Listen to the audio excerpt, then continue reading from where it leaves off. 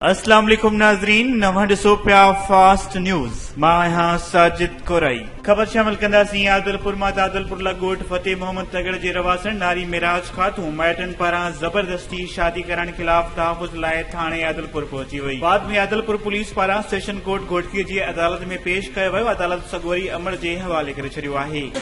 आदलपुर थाणे ते मां कल शाम वयसि, राति उते पुलिस ॾे मां वयसि तहफ़ुज़ जे लाइ ऐं उन्हनि मूंखे जेको अॼु सुबुह कोर्ट पेश कयो ऐं उते मां इहो ई चयुमि त मां पंहिंजे घर वारनि सां ख़ुशि आहियां। पंहिंजे पीउ माउ सां सर मुंहिंजो पीउ जेको आहे उहो गूंगो आहे। मुंहिंजो हिननि निकाह ज़बरदस्ती करवायो आहे, अंगूठो हणायो आहे, जंहिं शइ ते मां मुतमिन न आहियां।